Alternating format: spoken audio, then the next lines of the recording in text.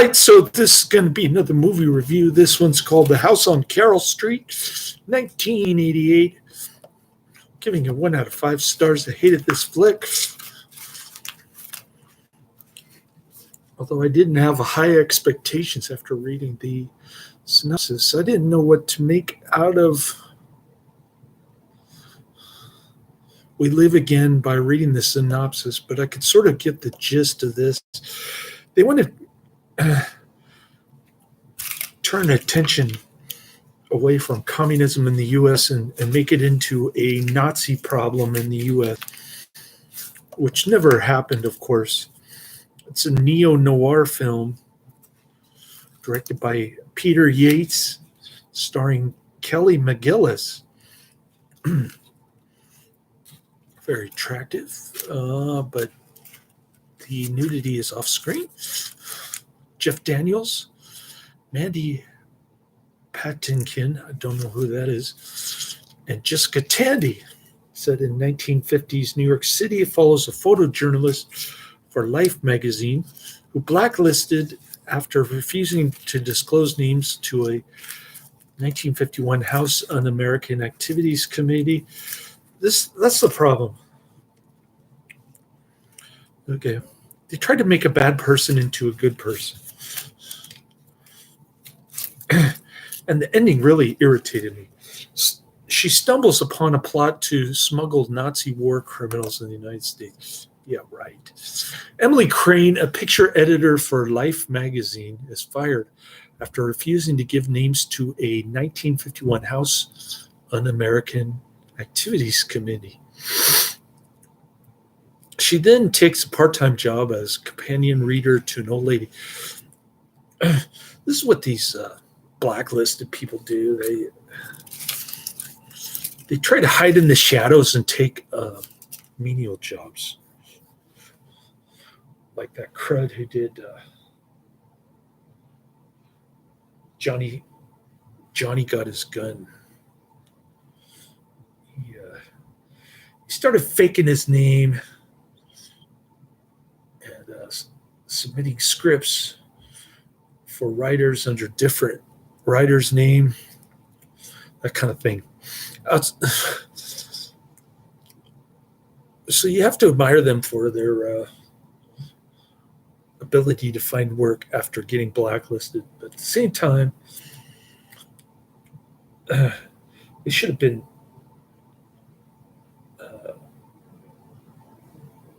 they should have been shut out of society even further than that.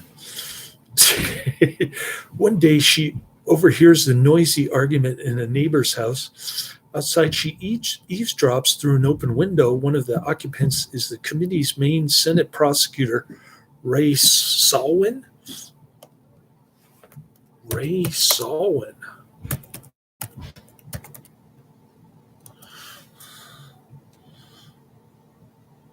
It's a fictitious senator.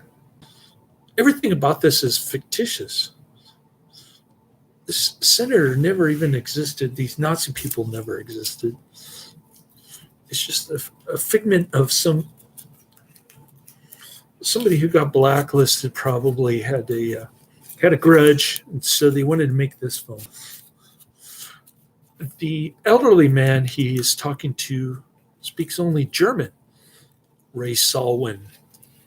A younger man named Stefan, whom Emily had earlier asked for directions, is interpreting their confrontation. He's the cemetery worker at the beginning of the movie. Emily meets Stefan on the street again and she attempts to press him for information.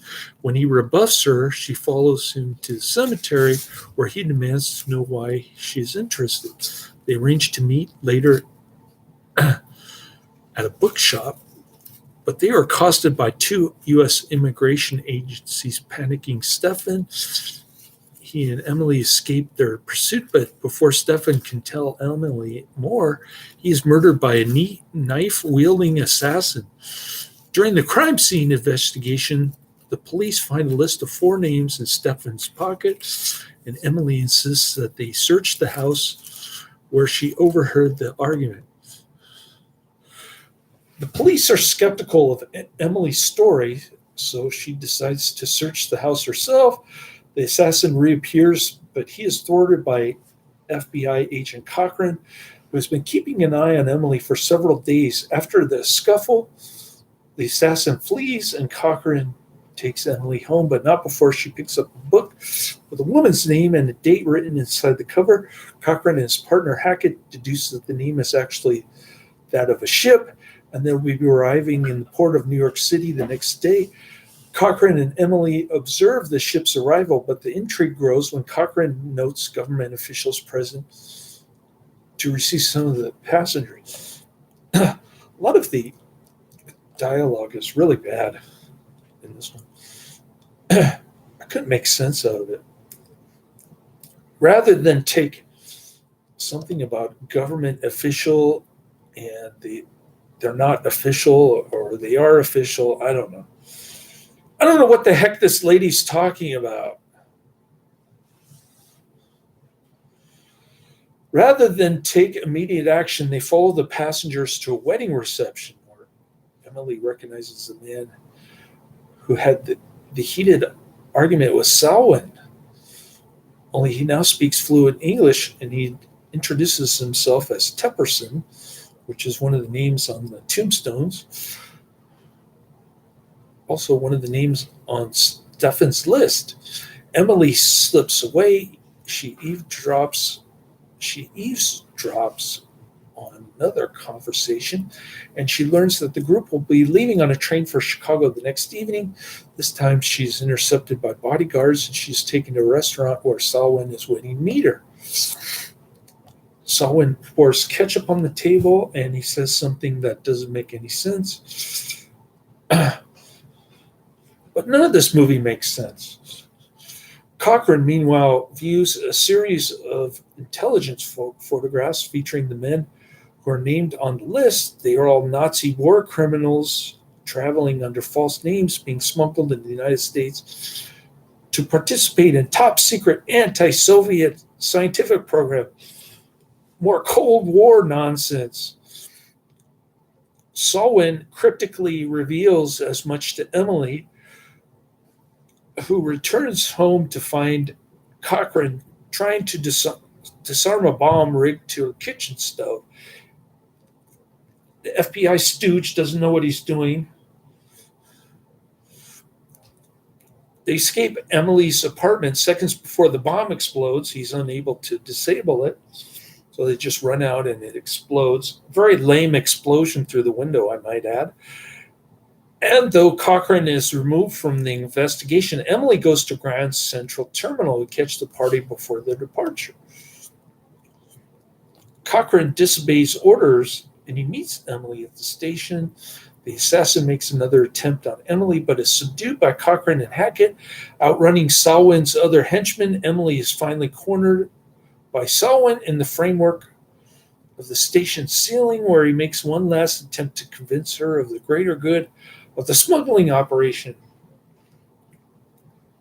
Another poor argument or incomprehensible dialogue. When he tries to restrain her physically, she kicks him off the catwalk, whereupon Salwin crashes through the ceiling and falls to his death. A lot of people commented that a lot of reviews commented that the fight scenes and the chase scenes are kind of clumsy. And anyways, Cochran and Emily board the train carrying the criminals in the nick of time, where Cochran places the entire party under arrest. He loudly reveals to the other people in the train that Tepperson is actually a physician who performed deadly experiments on prisoners at Auschwitz. Case closed. Emily returns to her part-time job. Released theatrically on March 4th, 1988, The House on Carroll Street was a box office bomb, grossing $459,824 on a budget of $14 million. That's quite a heavy loss. It's a $13.5 million loss. It was the second worst performing film at the box office in 1988 after Distant Thunder. What is Distant Thunder?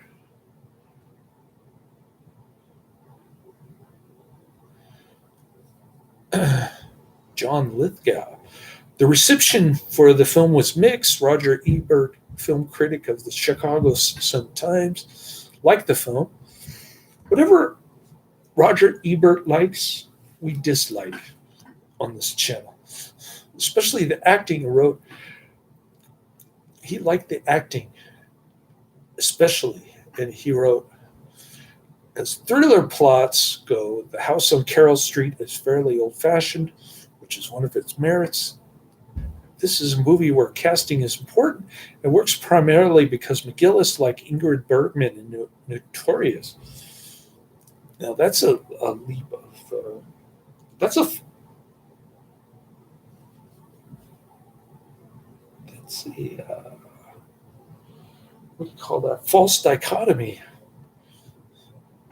She seems absolutely trustworthy, just like Ingrid Bergman. In Notorious, she becomes the island of trust and sanity in the midst of deceit and treachery.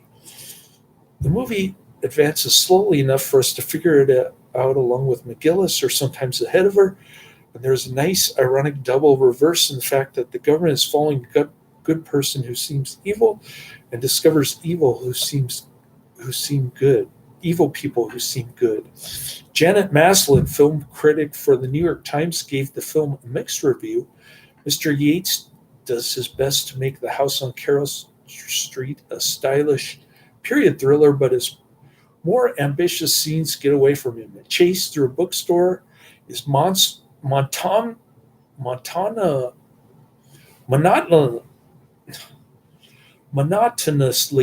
staged, and the piece de resistance, a battle across the upper reaches of Grand Central Terminal, becomes noticeably clumsy. I noticed that too. Very good. New York Times film critic pointing out the clumsy and monotonous scenes in this film. Bookstore and the catwalk. Each such showy gestures, as having Samhain described the Red Menace by pouring ketchup on a white tablecloth, managed to lack visual flair. I didn't understand that either. Not to mention political sophistication. It hardly helps that whenever the plucky Emily is doing her eavesdropping, she's able to overhear something much too convenient, like, "You'll be leaving on the Chicago Express, which departs at 6 o'clock. Yeah, what are the odds of that happening? She just happened to stumble across the minute details of when they're leaving. I like this film critic, Janet Maslin. A lot better than Roger Ebert. Frederick and Mary Ann Brissat, film critics at Spirituality and Practice, also gave the film a mixed review, writing, "Although The House on Carroll Street lacks dramatic punch, the filmmakers deserve credit for raising moral issues involved in recruiting Nazis to secure America's U.S. scientific lead over the Russians in the Cold War." I hated that. What is the point of that? It's not even true. It's fiction. The film won the award for Best Film at Mistfest in Italy in 1988. The CD soundtrack, composed by Georges Delanoux, is available on Music Box record label. And that's everything for The House on Carroll Street.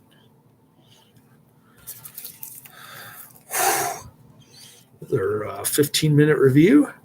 Adrian was in the comments section.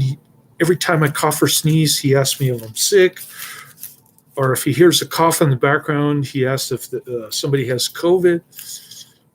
I've never gotten COVID. Neither has my son.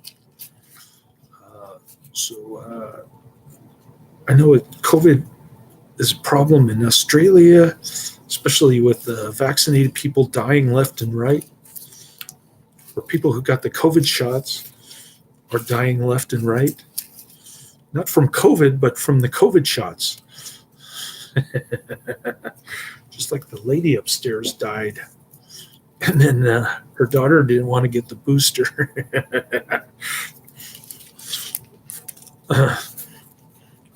I'm sure a lot of people know at least one person who died from COVID shots. Even Adrian got sick. My former coworker got sick. He couldn't sleep. Adrian couldn't sleep.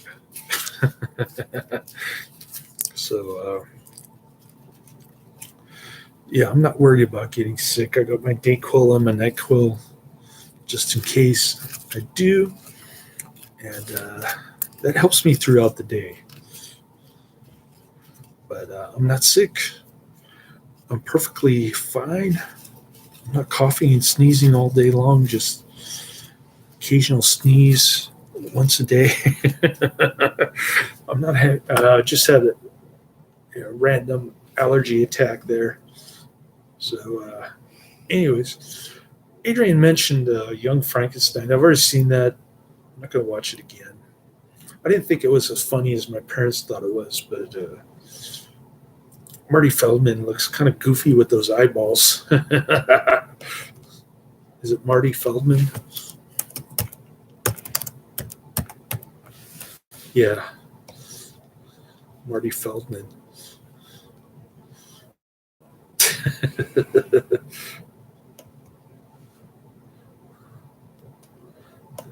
Anyways, I'll take another nap. Get through some You Bet Your Life episodes, and maybe I'll get some Netflix. I'll get another Netflix DVD on Tuesday. Crossing my fingers that I'll be able to do a review of The Russians Are Coming. The Russians Are Coming on Wednesday morning, which is 3 days from now. All right. Cool. Well, nice to see Adrian being the first one to comment. He says I'm correcting his spelling mistakes. I don't know. Okay. I will. I guess I'm helping him. I don't know. Cool. Nice to see he's awake during the daytime here in the U.S. And Karate Man's not in the chat room today. I guess he's busy doing other things. Laters.